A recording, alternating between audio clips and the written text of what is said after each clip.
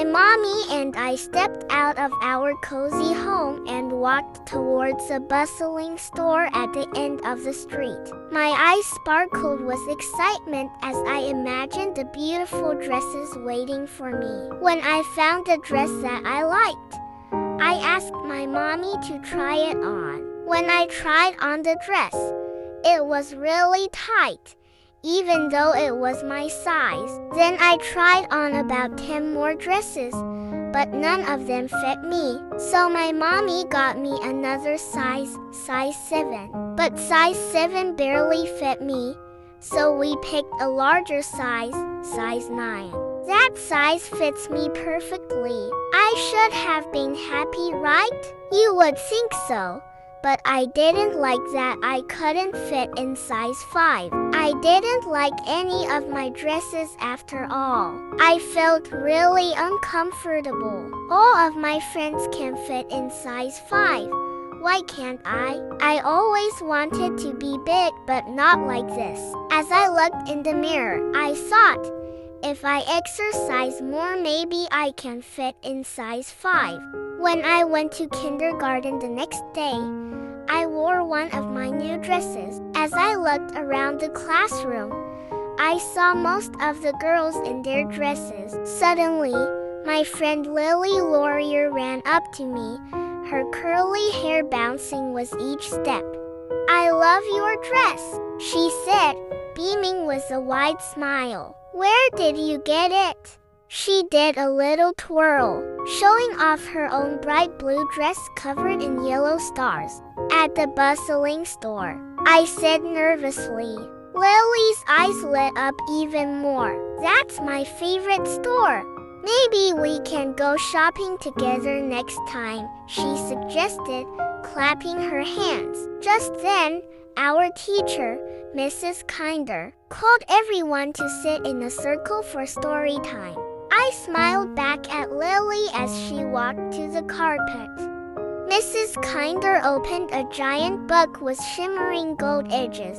"Today, we're going to hear the story of a magical forest, where animals talk and trees can walk," she announced with a wink. As she began to read, the room seemed to fill with the sound of rustling leaves and distant animal chatter. After the interesting story, I felt a bit bitter. Until recess, one of my classmates, Bobby Cattle, walked up to me. He asked if I wanted to play jump rope with him and Lily. I immediately said yes, because I really wanted to fit in size 5 dresses. I went first. I jumped 14 times before tripping on the jump rope. My legs got tangled with the jump rope and I fell on my knees hard. Lily and Bobby asked if I was okay. Before I could answer, M.I.D. Hernandez, riding by on a tricycle, yelled out, "Even gravity can't hold you." I wanted to cry, but I didn't want to look like a baby, so I got up and lumped away to the bench. I just wanted to be alone. As I sat on the bench, trying to hold back my tears, Lily came over and sat next to me. "I'm sorry that happened," she said softly. "But you know what? You're really good at art. Remember the drawings you made last week? They were amazing." I sighed, feeling a bit better from her kind words. "Thanks, Lily.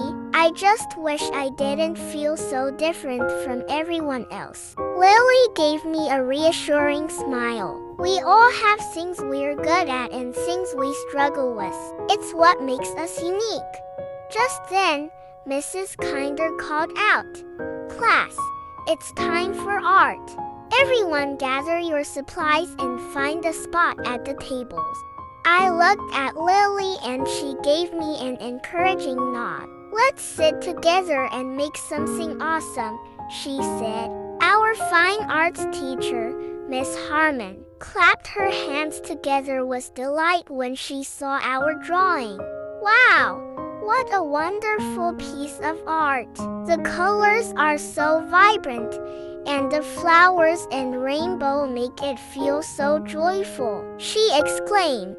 Lily and I beamed with pride. It felt good to create something beautiful together. "You both have a special talent," Miss Harmon continued. "Would you like to hang this up on the art wall for everyone to see?" We nodded eagerly and carefully pinned our drawing on the art wall. As we stepped back to admire our work, I realized something important. It wasn't about fitting into a particular size or looking like everyone else.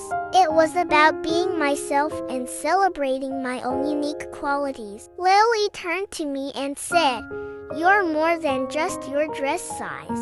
You're my best friend, and you're amazing just the way you are." My heart warmed at her words, and I truly believed them. The next time MIT Hernandez yelled out something mean, I'd know what to say. When all of us were lining up to go back inside from fine arts class, she sneered at me again. "Hey, big shoes, tripped on your jump rope lately?" I took a deep breath and remembered what Lily had said to me. "You know MIT," I replied calmly. "Everyone has something they're good at and things they struggle with.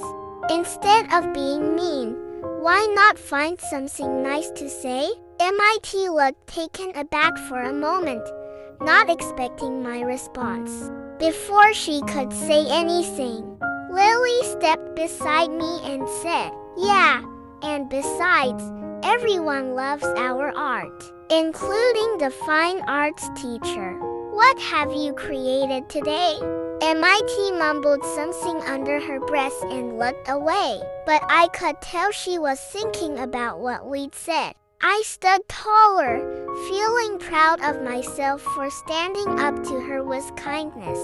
As we walked back to our classroom, I felt a sense of peace wash over me. I knew I had good friends like Lily, and that being true to myself was the most important thing of all. I realized that no matter what size dress I wore or what challenges I faced, I had the strength and support from my friends to be confident and happy. When I got home, I stood in front of the mirror confidently. Instead of looking at what was wrong, I was looking for what was right, which was everything.